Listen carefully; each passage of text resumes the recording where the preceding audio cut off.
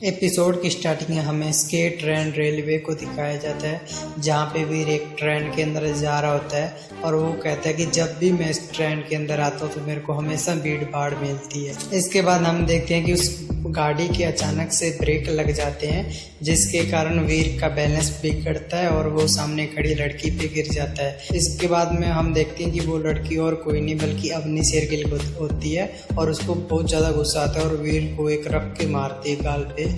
इसके बाद में वीर उस लड़की से कहता है कि मेरे को माफ़ कर दो, मेरा ऐसा करने का कोई मकसद नहीं था, ये गलती से हो गया। तो अवनी शेरगिल कहती है कि क्या फिर से तुम? इसके बाद वीर कहता है कि अवनी शेरगिल तुम यहाँ क्यों हो? इसके बाद वीर मन में सोचता है कि पिछली बार मेरे से गलती से हुआ और इस बार ये दुर्घटना से हुआ, मेरी इतनी गंदी किस्मत क्यों है? इसके बाद में अवनी शेरगिल कहती है कि स्टार्टिंग में मेरे को लगा था कि तुम्हें इतना ज़्यादा नॉलेज नहीं है डेविल सोल के बारे में, लेकिन अब मेरे को पता चल चुका है कि तुम बहुत बड़े कमीने हो। इसके बाद हम देखते हैं कि ट्रेन में जितने भी बंदे होते हैं वो सब कहने लग जाते हैं कि देखो उस बंदे को, वो कितना बेशर्म है, उसने इस ट्रेन के ब्रेक लगने का फ़ायदा उठाया और उस लड़की को गलत जगह पे छुआ और ये कितना गंदा है। इसके बाद में वीर सबको कहता है कि ये सब एक गलत फहमी है और कहता है कि जब वो ब्रेक लगे तो काफ़ी बंदे खड़े थे तो मेरे साथ वो भी गिर गए, तो ये सब एक गलत फहमी है। इसके बाद अवनी शेरगिल कहती है कि बंद करो अपनी बकवास, तेरे को लगता है कि मैं तुम पे विश्वास करूँगी?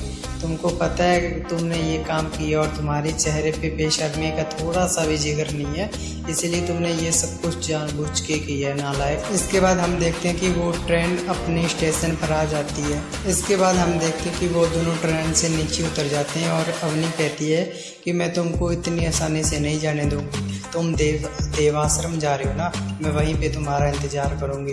इसके बाद अवनी आगे चली जाती है तो वहाँ पे कुछ सोल्जर खड़े हुए होते हैं, वो अवनी को देखकर उसको सलूट मारते हैं और कैप्टन कहते हैं। तो वीर देखकर ये हैरान हो जाता है कि क्या ये कैप्टन है। इसके बाद में वीर कहता है कि इसका मतलब वो ट्रांसफ़र स्टेशन की जर्नल भी है, जब भी मैं यहाँ से आया जाया करूँगा तो वो मेरे को ज़रूर मिला करेगी और मेरी बैंड बजेगी।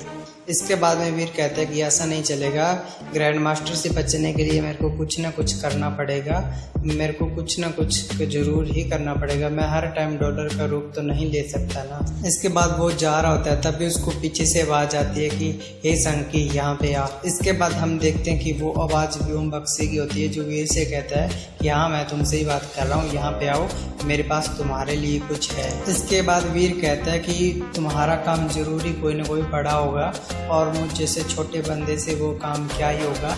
ये कह के वो वहाँ से जाने लगता है, लेकिन व्योम बक्सी हरामी था, वो उसको पीछे से रोक लेता है और कहता है कि ये काम तुम्हारे लिए है और तुम इसमें कामयाब भी हो ही जाओगे। इसके बाद हमें जंगल के सुनसान कोने में दिखाया जाता है जहाँ पे कुछ बंदे भाग रहे होते हैं। इसके बाद एक बंदा कहता है कि इस बार हमने पैसों का यूज़ सही किया है। फिर दूसरा बंदा कहता है कि हाँ इस बार हम जितने भी प्राइमरी एलियनों का शिकार करेंगे उन सभी का मीट सभी बंदों में बांट देंगे और उनको नाराज नहीं करेंगे। इसके बाद में वीर कहते हैं कि हम देव आश्रम से बहुत ज़्यादा दूर आ गए हैं, लेकिन अभी तक हमें एक एलियन भी देखने को नहीं मिला। इसके बाद में वीर कहता है कि ग्रैंड मास्टर और व्योम बक्सी और उसके दोस्त के लिए ये एलियन कुछ भी नहीं है, लेकिन ये इतने सारे बंदे लेकर आए हैं, ये करना क्या चाहते हैं आखिर।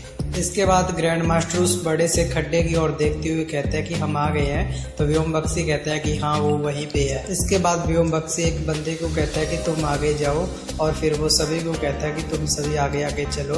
तो वीर डरने लगता है, वो कहता है कि डरो मत, तुम आगे जा सकते हो। तो फिर वीर मन में कहता है कि अब समझ में आया ये लोग इतने सारे क्यों लेकर आ रहे हैं और ये हमें आगे इसलिए भेज रहे हैं ताकि हम खतरे का पता लगा सकें। इसके बाद एक हम अंधेरी गुफा को देखते हैं जहाँ पे वो सभी लोग मसाले लेकर जा रहे होते हैं। तभी एक बंदा बोलता है कि ये गुफा तो बहुत ज़्यादा गहरी है। फिर दूसरा बंदा बोलता है कि हाँ धीरे धीरे चलो, ऐसे कुछ टाइम पास हो जाए। इसके बाद पीछे से व्योम बक्सी चिल्लाता है और कहता है कि यूँ लड़कियों की तरह क्यों चल रहे हो, क्या तुम्हें बाकी के पैसे नहीं चाहिए? इसके बाद हम देखते हैं कि वो सभी चलते चलते इस गुफा के नीचे आ जाते हैं। तो वीर सबसे कहता है कि देखो लगता है हम सब नीचे आ चुके हैं।